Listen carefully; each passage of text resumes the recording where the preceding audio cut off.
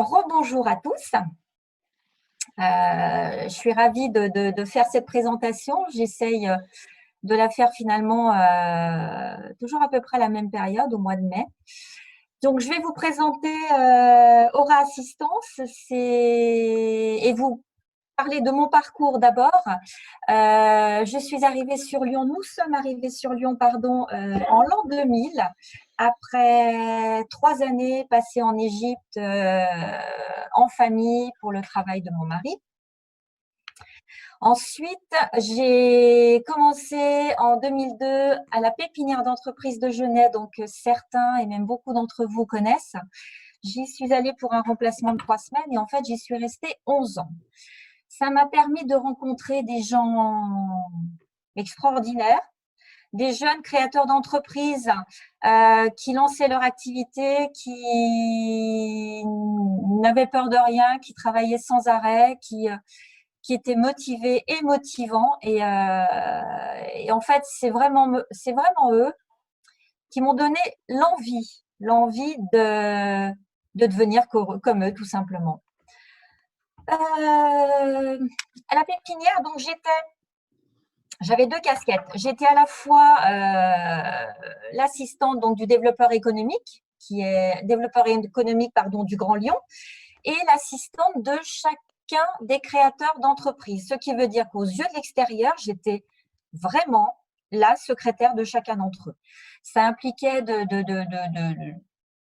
alors sans prétention de connaître un petit peu leur domaine d'activité, en tout cas de pouvoir répondre aux questions, aux premières questions des clients ou des fournisseurs. Voilà. Et donc,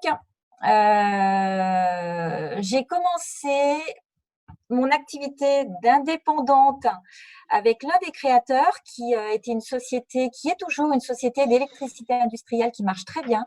Il avait une holding et c'est vrai qu'il voulait créer donc d'autres entités. Donc, j'avais la chance à la pépinière d'être à temps plein, mais en travaillant sur 4 jours et demi, ce qui me laissait le mercredi après-midi pour travailler pour cette entreprise. Et tous les soirs, ou beaucoup de soirs en tout cas de la semaine, on a travaillé ensemble, on a monté les structures. Et de fil en aiguille,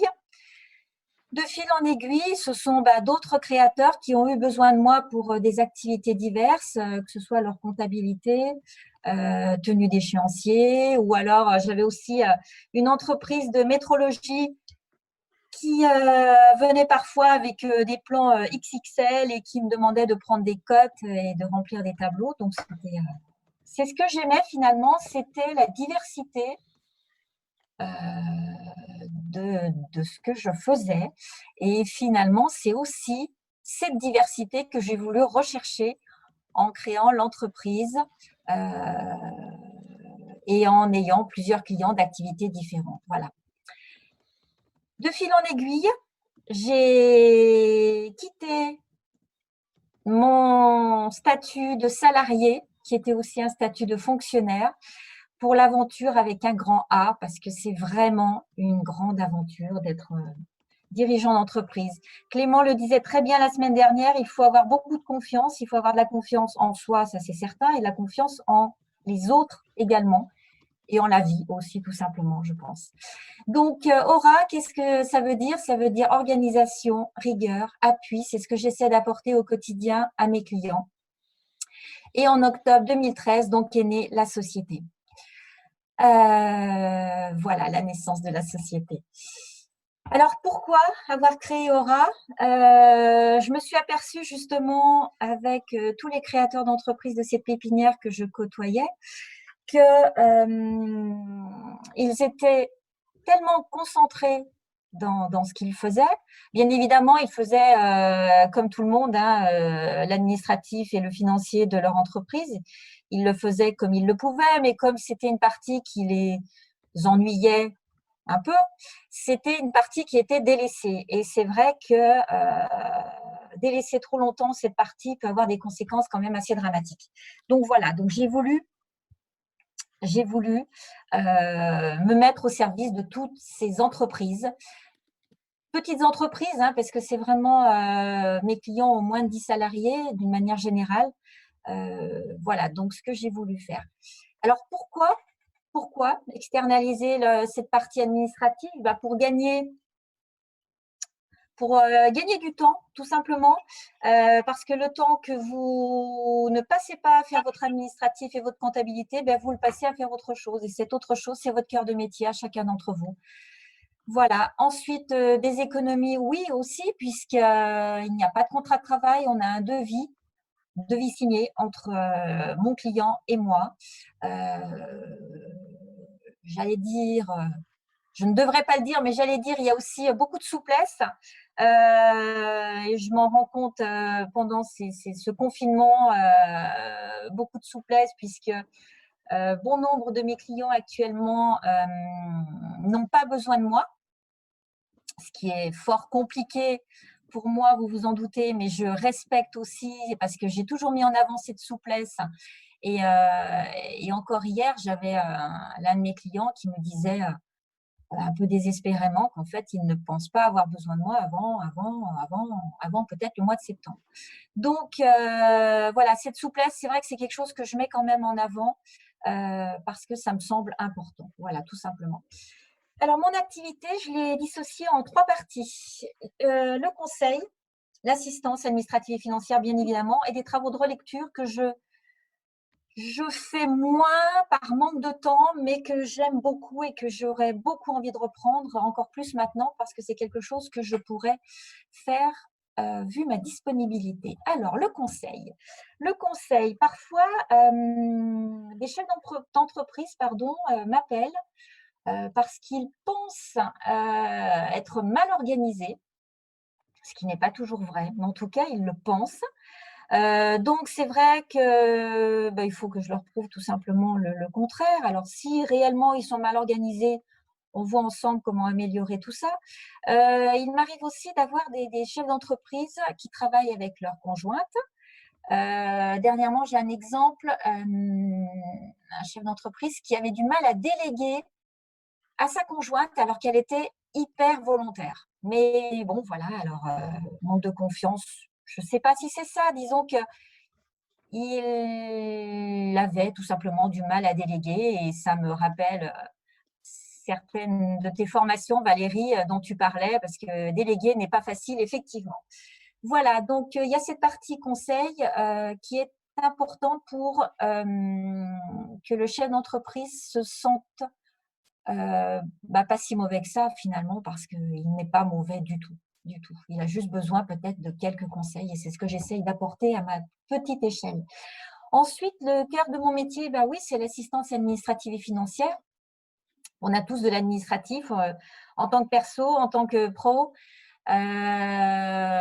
Des choses très basiques mais qui sont essentielles comme le classement. Ensuite, j'ai essayé de synthétiser un petit peu ce que je fais, ce qui n'est pas simple, mais c'est vrai que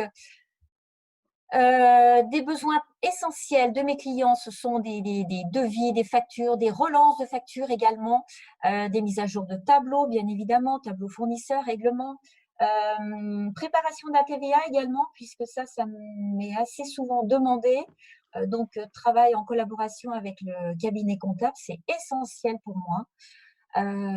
Beaucoup de RH chez l'un de mes derniers clients.